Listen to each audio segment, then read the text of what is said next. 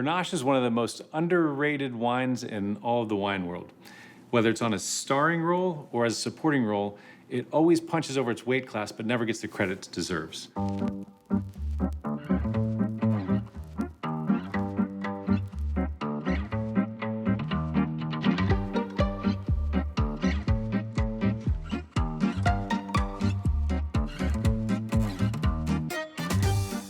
There's a lot of Grenache grown all around the world. Where it originated is to be debated. Spain, some people say Italy, but if you're asking the Italian, I'm pretty sure you know where my allegiance lies. So I'm gonna go with Italy. Regardless, at one point in the 90s, it was the second most widely planted grape on the planet. Today, you really see it reach its stride in Spain and France, and even more so now in California and Australia. In terms of where it's grown and what it's called, it really varies. In Spain, they call it Garnacha. In Italy, you may hear it called Cannonau on the island of Sardinia, where it is believed to be originated in Italy, and then Vernaccia over in the Marche. Regardless, it is a wine that is almost a cross in style between Pinot Noir meets Syrah, which is really great for those wine lovers out there, but a lot of consumers don't really understand it, but really deserve to be introduced to it.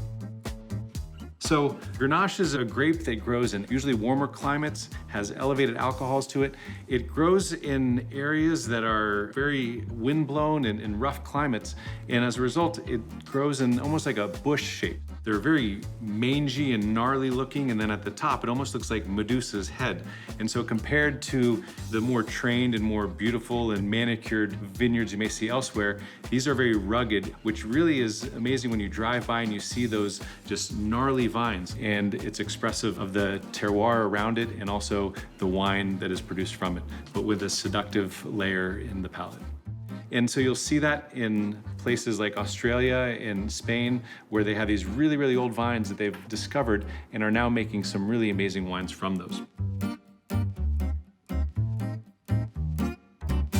So when it comes to Grenache, you'll often see the term old vines on the label.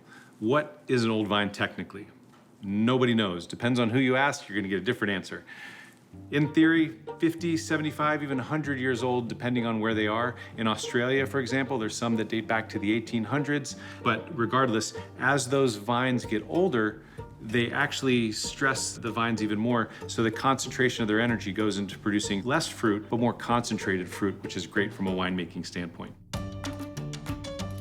These days in Australia and the New World, in California, for example, you may see Grenache on the label. But in the Old World, it rarely makes its name onto the label. It's named after where it is grown, and oftentimes it's blended into wines. The famous wines of the Southern Rhone and Châteauneuf-du-Pape or Côte de Rhone, it really plays a starring role there with supporting casts of some of those Rhone varieties blended in. Spain, where some people say it originated, in the Aragon region, just outside of Barcelona. And there, it flourished for a while, and then in the early 1900s, after phylloxera came through Rioja, Grenache appeared up there, and there they blended in with Tempranillo. In the late 90s, you had a number of winemakers uncover these really, really old vines in Priorat. And Priorat is just south of Barcelona, and they have these special soils called licorella. So it has slate and quartz mixed in there. And why is that important? Well, as I mentioned before, Grenache is a late ripening grape. And so it needs a lot of warmth to ripen to get to the end of the growing season.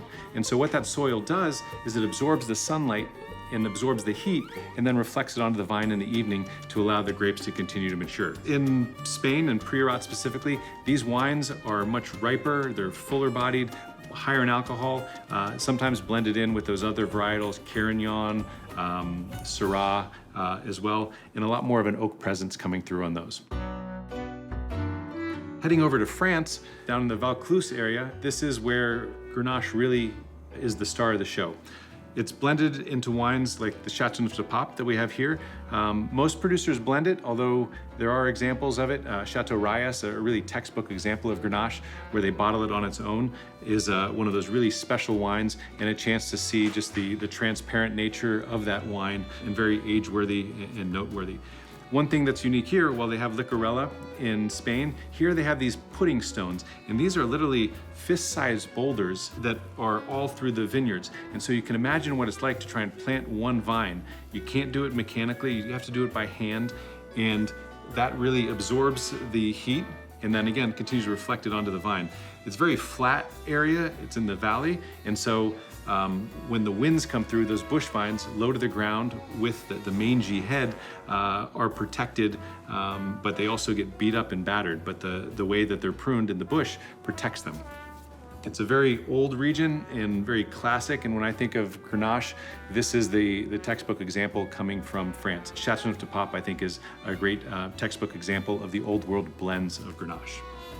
As we head over to the New World, you'll hear about Grenache in Australia quite a bit.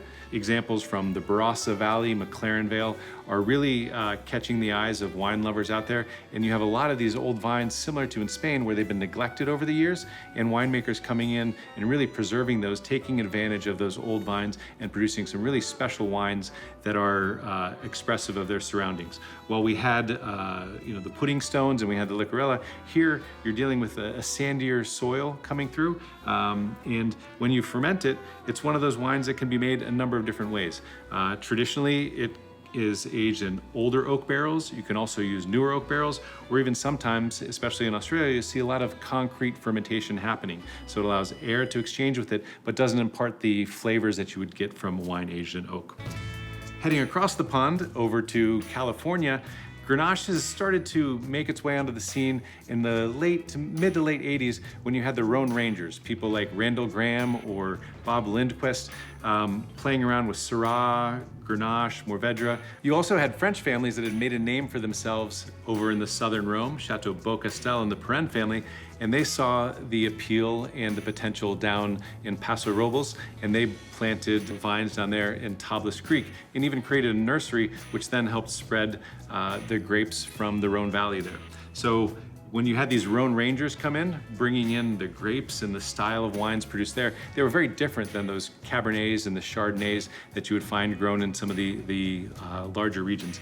Today, down in Santa Barbara, I think there's some amazing examples being produced down there, but each one is its own expression of it. And in the same way that Pinot Noir is a wine that expresses itself really based on where it is grown, Grenache is very similar in that way. Let's have a taste.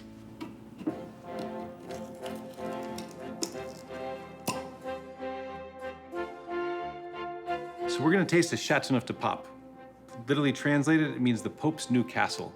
And what that refers to is in 1309, you had Pope Clement move the papacy from Rome down to Avignon. So it was home away from Rome, if you will. And with that, they also really helped make a lot of wine there and also consume a lot of wine. And so you'll see the crest here on any bottle of Châteauneuf-du-Pape is embossed, and so that's one of the key demarcations of it. The wines here are predominantly red wines. They're made with Grenache as the starring role, but they can actually blend up to 13 different grape varieties in there, both white and red, and it's up to the wineries to determine which style or which blends they'd like to put out. These wines tend to be higher in alcohol. Again, we talked about the pudding stones and absorbing the heat and the sunlight and reflecting those onto the vines into the evenings. So these fruits tend to be more of a cooked fruit flavor than some of the more delicate, natural and fresh flavors that you get out of a Pinot Noir. Color-wise, it's a light, translucent wine. These grapes are very thin-skinned as well, and so that's why you can actually look through them and read through them. Some of them are almost pink and clear if they're the 100% Grenache from Châteauneuf. The fruits are cherries, strawberries, wild red berries, but it's almost a dried fruit character. Sometimes I describe it as fruit leather. And then you get these wild, savory herbs like sage and thyme and rosemary that are dried. A little bit of wild flowers in a steely kind of granite, almost like minerality coming through on here. On the palate,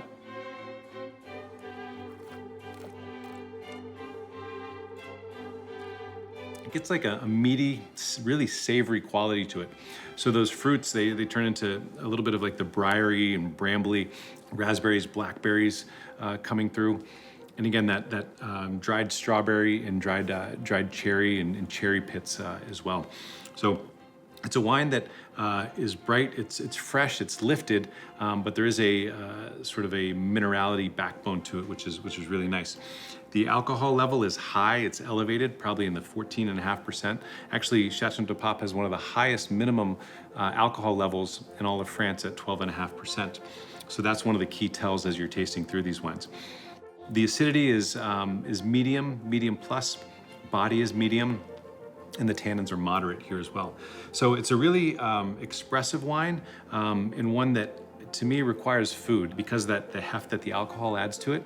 But it's one that works with both meats off the grill with fresh herbs, because there's that garrigue characteristic that comes through, almost like a bloody quality. Sausages would be good as well. But a really food-friendly wine that is a great way to introduce people to a new set of flavors.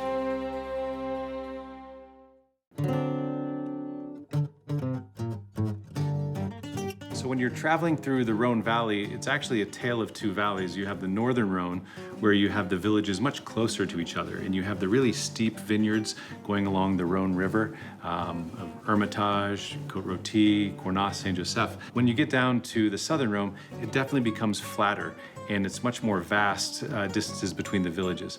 Actually, Châteauneuf-du-Pape is one of the largest appellations down there, which causes a lot of diversity in terms of the soils, the size of the stones, the different blends that they use. Some winemakers also make white Châteauneuf-du-Pape as well, and some of those grapes are also Grenache, but they're actually Grenache Blanc that you'll find in there, or Grenache Gris. But regardless, with the diversity of soils, the diversity of grape options and winemaking techniques, it's really important to taste and understand the style of the winemaker. Winemakers have been making wine down there for hundreds of years, and as a result, you have a lot of families, the Perrin family or the ones here at Vue Telegraphe, that have their house style. It's a region that hasn't seen as much influx of outside investment of new winemakers coming in, so it has been pretty traditional and consistent in terms of that style of wine over the years, true to what it was originated as back in the day. So pour yourself a glass or two, three, or four, and explore Grenache.